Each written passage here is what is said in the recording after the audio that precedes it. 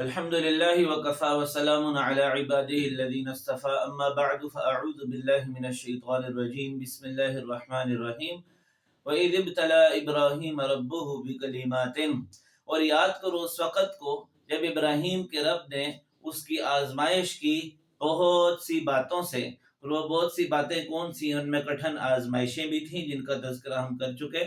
اس میں وہ 30 صفات تھیں جن میں کمال حاصل کرنا شرط تھا، اور ان سب امتحانوں سے حضرت ابراہیم علیہ السلام گزرے، ان کو پورا کیا۔ فَأَتَمَّهُنْ، اب سوال یہ ہے کہ نتیجہ کیا نکلا؟ ابراہیم علیہ السلام کا رزلٹ کیا آیا؟ فرمایا وَإِبْرَاهِيمَ الَّذِي وَفَّى، ابراہیم نے ان تمام امتحانوں کو پورا کیا، تمام احکامات کو پورا کیا، اور اس کا ریوارڈ کیا ملا؟ اس کا اجر کیا ملا؟ فرمایا قال انی جاعلک للناس اماما، اللہ تعالیٰ نے فرمایا کہ میں نے آپ کو لوگوں کا پیشوا اور امام بنا دیا۔ معلوم ہوا کہ بڑا منصب حاصل کرنے کے لیے جد و جہد کرنی پڑتی ہے، مشکلات سے گزرنا پڑتا ہے، تب انسان کسی مقام تک پہنچتا ہے۔ حضرت ابراہیم علیہ السلام کو بھی اتنا بڑا مقام مفت میں نہیں عطا کیا گیا۔ سرخرو ہوتا ہے انسان لاکھ ٹھوکریں کھانے کے بعد، رنگ لاتی ہے حنا پتھر سے پس جانے کے بعد۔ تو جب تک انسان پتھر سے پستا نہیں ہے اور اپنے آپ کو مٹاتا نہیں ہے، اس وقت تک وہ ترقی کی منزلیں نہیں حاصل کر سکتا۔ حضرت ابراہیم علیہ السلام نے خواہش کی قال ومن ذریتی، اللہ میری اولاد کو بھی اپنا پیشوا بنا دیجئے۔ اللہ تعالیٰ نے فرمایا لا ینال عہد الظالمین، جو ظلم کرنے والے ہوں گے ان کو تو میرا عہد نہیں پہنچے گا۔ معلوم ہوا کہ اللہ کا خلیفہ، اللہ کا نائب، امام، پیشوا، لوگوں کا مقتدی بننے کی صلاحیت اس شخص میں ہے جو ظالم نہ ہو، اور جو ظلم کرنے والا ہو، نافرمان ہو، وہ اللہ تعالیٰ کا نائب اور خلیفہ نہیں بن سکتا۔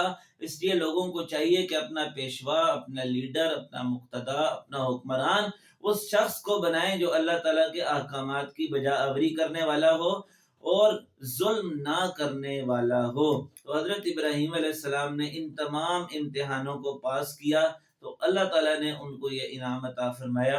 اور آیت کے آخری ٹکڑے سے یہ معلوم ہوا کہ دنیا کے سارے لوگ مومن نہیں ہو سکتے، بلکہ ایمان اور کفر کا جو مجادلہ ہے ہمیشہ چلتا رہے گا۔ وَلَا يَزَالُونَ مُخْتَلِفِينَ، یہ ہمیشہ مختلف مذاہب پر رہیں گے۔ إِلَّا مَن رَحِمَ رَبُّكَ، سوائے ان کے جن پر تمہارے رب نے رحم کیا ہو۔ لہٰذا یہ ممکن نہیں کہ سارے کے سارے لوگ مسلمان ہو جائیں۔ اس کا کیا طریقہ ہے؟ اس کا طریقہ یہ ہے جہاد فی سبیل اللہ، کہ جو انکار کرتے ہیں اور آپ سے لڑتے ہیں پھر آپ بھی ان سے قتال کریں۔ وَقَاتِلُوهُمْ حَتَّى لَا تَكُونَ فِتْنَةٌ، یہاں تک کہ فتنہ ختم ہو جائے۔ وَيَكُونَ الدِّينُ كُلُّهُ لِلَّهِ، اور پورا دین صرف اللہ تعالیٰ کا ہو جائے۔ تو پورا دین اللہ تعالیٰ کا کب ہوگا، کیسے ہوگا؟ جب آپ جہاد فی سبیل اللہ میں نکلیں گے، جب آپ دشمنوں سے قتال کریں گے۔ صرف تبلیغ کرنے سے سارا دین ساری دنیا میں زندہ نہیں ہوگا۔ اللہ تعالیٰ ہمیں قرآن مجید کو سمجھنے کی اور اس پر عمل کرنے کی توفیق عطا فرمائے۔ وآخر دعوانا ان الحمد للہ رب العالمین۔